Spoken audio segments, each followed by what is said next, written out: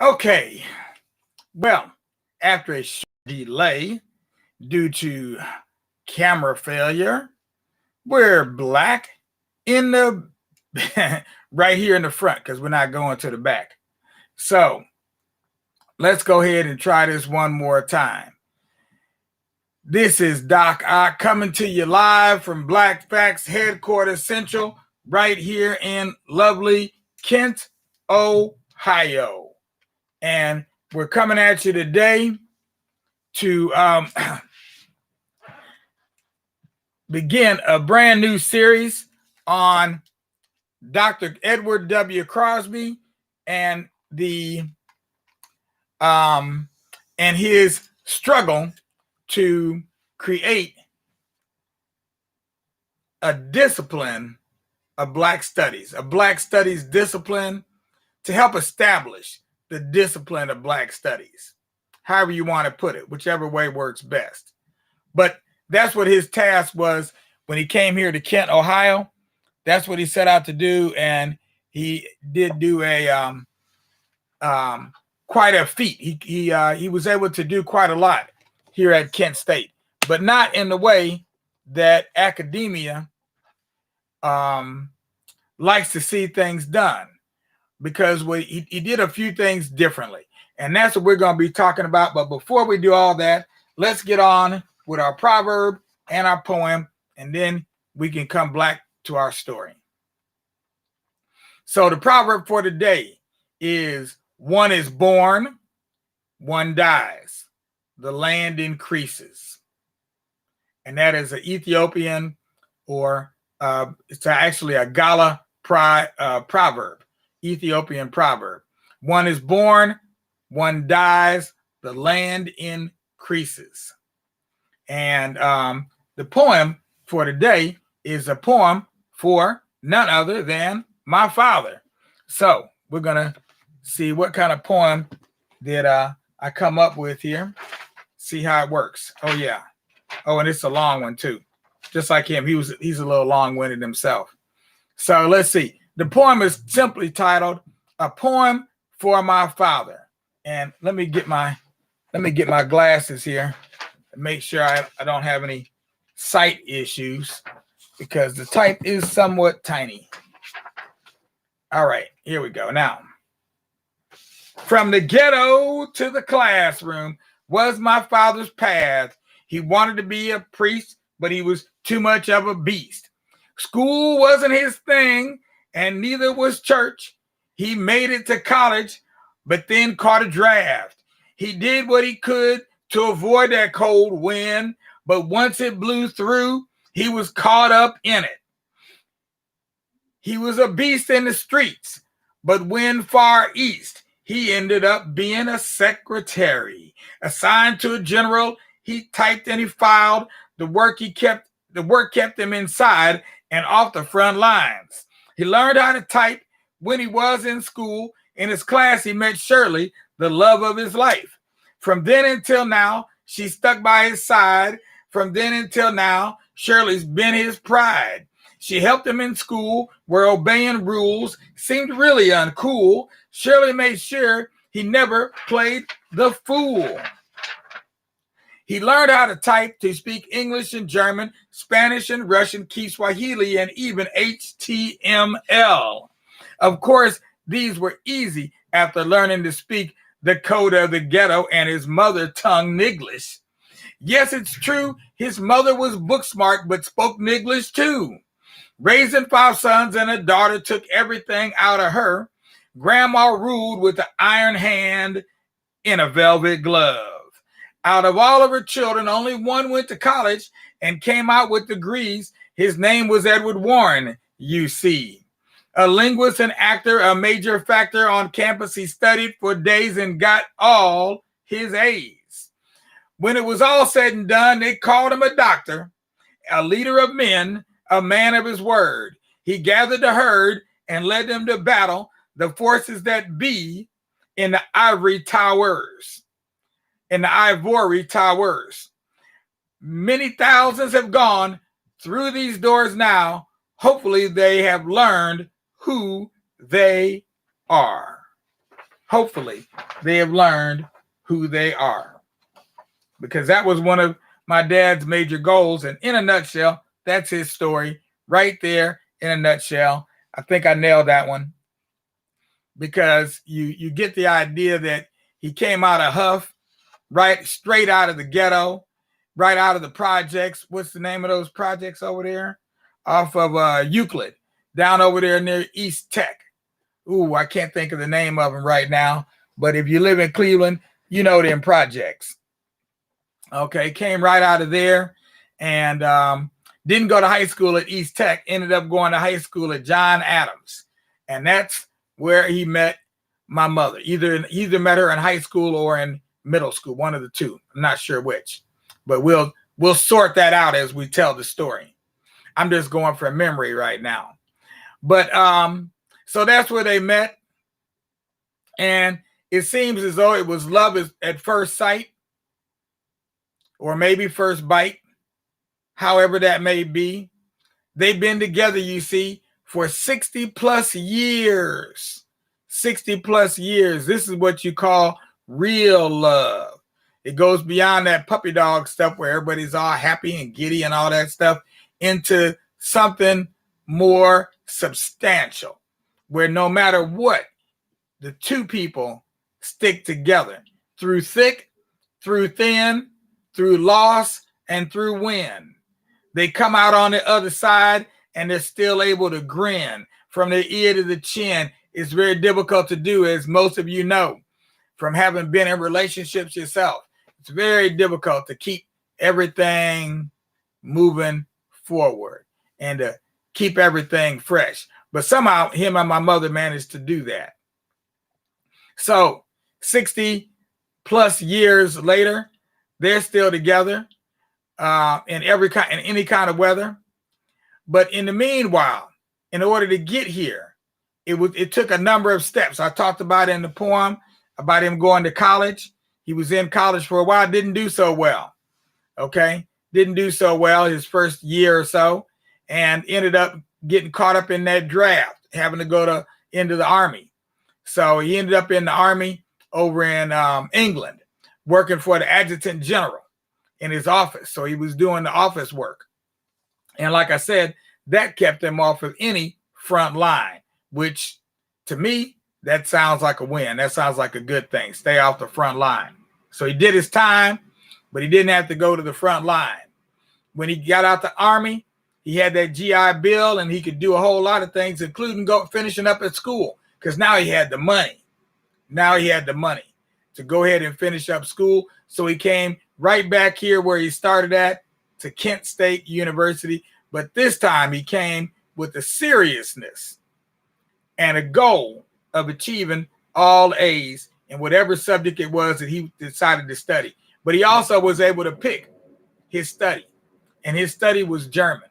As a matter of fact, he ended up getting his doctorate in medieval German, which is very difficult to read. We've got some books around here written in Fraktur, and when you see it, you really can't even make out what the different individual letters are. Even though they're using Roman letters, you can't make out the letters because of the way that they write it in the Fraktur. So he had to learn how to write that. He had to learn how to use those India ink pens with the little nibs that you put on there, stick it in the bottle and soak up some ink, and then go ahead and write for a while and then come back and like that. Very difficult to work with, because if you get one drop on your paper, you're starting over again. So he did that. He studied the German. He got his BA here at Kent, got a master's degree here at Kent. But at that time, Kent State was limited. They didn't give out doctorate degrees in all the things they give out doctorate degrees in today.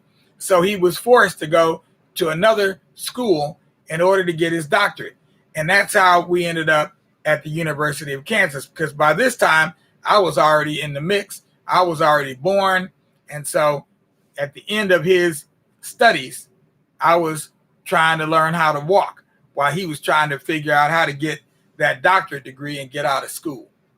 So we ended up in Kansas. He went to University of Kansas. He wrote a dissertation that was 2 volumes thick. So this book I got over here, where did it go? Oh, this one over here. Okay, this is a book. This is a book he wrote much later. Okay, Your History, and it's a chronology of notable dates in the history of Africans from the year 1600 BCE to the year 1980 CE. But you can see how thick it is right there. Well, this book right here is not even as thick as one of those volumes that he wrote for his dissertation in medieval German primarily. And I asked him, you know, it was the largest dissertation anybody had ever written at the University of Kansas. And I asked him, I said, well, why is yours so much longer than everybody else's? And he said, well, he didn't intend for it to be that long, but his advisors demanded that he not only quote from certain materials, but that he put the actual material that he quoted from in his dissertation. So he had to include all these large sections from a variety of books that he was getting his information from in the dissertation. So the professors didn't have to go and search out all those volumes. They had it right there, and they could look and see where he got his information from, and then see what his conclusions were, etc. And this is how dissertations are written. They're typically very inefficient documents because you're writing it for a particular purpose. You're certainly not writing it for somebody to read and enjoy. They're typically not an enjoyable kind of read. They're more of a functionary kind of thing. So if you want to turn it into a book, you got to go back and rejigger it to make it amenable to a whole different type of audience, okay, as opposed to some long-haired professors. So he did that. He got his doctorate at the University of Kansas, and then he went to work. And that's how we ended up in Hiram, Ohio. Hiram, Ohio, very small town. Now I'm giving you these things from my own recollection. So right now I'm interviewing myself and my relationship with my dad, my recollections of what he did and how he did it. So we moved to Hiram, Ohio. Hiram, Ohio was because he got hired there. He had been there before, I believe, as a graduate assistant, possibly. And then he returned there as a professor. And so he was teaching Spanish there, I believe, and he was also teaching German as well. But at Hiram was a town that was so small. There were only 300 people in the whole town. The town was so small that they gave you a phone book. This little book, my little journal over here that I use to keep my notes in, this is 3 times thicker than this phone book that they gave you when you moved into the town, or the village, really. The village of Hiram, Ohio, had a phone book that was 1/3 as thick as this little journal is right here. It was almost exactly the same size on the dimensions on the outside, but in terms of the thickness, only 1/3 is thick. And it came with nothing, just like this journal. It came with blank pages. And you just, if you had somebody you need to call, write the number down. You need the address, write that down too. And that's how we did it. So my mother, being the person that she is, she's very, she's like an archivist. She's been like an archivist. She operates like she was trained to be an archivist, like forever. And so she still has that original phone book from Hiram, Ohio. We didn't even have, for a phone, we didn't even have our own private line. We didn't have a private line. We had a party line. So you get on the party line, you listen, see if anybody else is talking, and then you can dial your number. So we did have an operator. You could dial the number. You didn't have to do like Hooterville Junction and say, hey, Betsy, can you get me a John Phillips in New York City? You know, you didn't have to do that. You could just dial the number and you would get it. But it was a party line, and anybody else that was bored, didn't have anything to do, because TV only operated certain hours of the day, didn't operate 24/7 like it does now. If they were anybody who was bored, they could just get on the party line and be real quiet and just listen in and get all up in your business on that party line without you ever knowing that they were even there. Yeah, I've seen that on TV too. I didn't really realize people were doing those kind of things, but apparently that was a thing when people had party lines. So we lived there for a while, and then we moved from there to Tuskegee, Alabama. We moved down to Tuskegee, Alabama. And in Tuskegee, my father worked at Tuskegee Institute. I don't know what he was teaching. I never asked him what he was teaching there. Was it German or Spanish? I'm not sure what he was teaching there. But we were there for just a total of 2 years and got out. But that's where I first went to school. I've got a picture from my kindergarten days. I'll be putting together some a slideshow, so you all will be able to see some of these images, etc. But at any rate, I first went to school down there in Alabama, and then we left Alabama and moved to. I think then we moved back to Hiram. I think we moved back to Hiram from there, and I did. Yeah, we must have, because I did first grade through third grade in Hiram, Ohio. And again, the town was very small. So it was one of those towns where when you go to school, if you're black, you are the black guy, the black child, the Negro. And they let me know in no uncertain terms that I was the Negro by coming up to me and saying, "Hey, you got any brownies?" I'm like, "No." They're like, "Yeah, you do. 1, 2. Yeah, so, I was the butt of all those brownie jokes, any kind of Negro jokes, any kind of black jokes. They go and use their joke on me, try out their new joke. So that was my first introduction to prejudice or being different. And so by the time I was 8 years old, I was wishing that I was white. By the time I was 8 years old, I wished I was white. Why? Because then it would take one problem off my plate. I wouldn't have to deal with all the idiocy that I had to deal with from 0 to 8 years old. So by 8 years old, I was already full of that stuff. I was already worn out, tired, beat down by 8 years old. So this is 1964. About 1964, somewhere around there. But, prior to 1964, but up until like 1964, if I'm not mistaken, maybe 66, a little bit further on, all the way up to around 1966.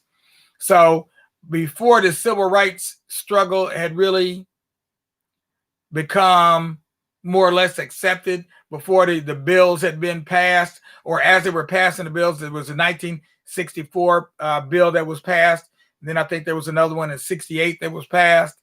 So it was all during that time period. So life was different. Malcolm was alive. I heard recordings of Malcolm. My dad used to play recordings of Malcolm.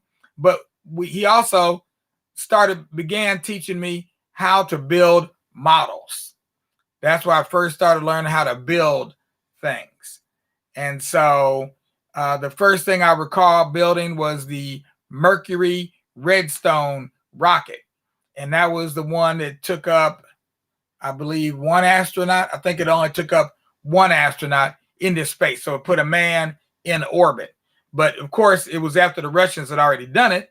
But that was the first American that went into space, went up on that Mercury Redstone rocket. So Dad and I, we built that. And from there, we built every rocket that they ever made that sent a man into outer space, including the space shuttle. And then after a while, we were making working models where we were flying them up in the air. We put one or more engines in the rockets and fire those bad boys up into space. So this is where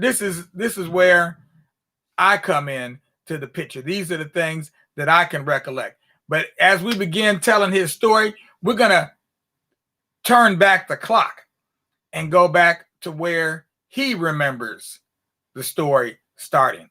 So we'll bring that to you tomorrow. Tomorrow is voting day, November 3rd, and Dr. Crosby's 88th birthday will be the following day on the 4th of November. And what he's asking all of you to do out there in live stream land is to go ahead and donate to the Black Facts Educational Research Incorporated, because we are a legacy organization. We're a legacy organization. He got things started and we're following in his footsteps. Actually, my grandmother actually started it. So it started even before my father came into the picture with my grandmother. But that's another story. So we're trying to stay on a, just keep it circumscribed.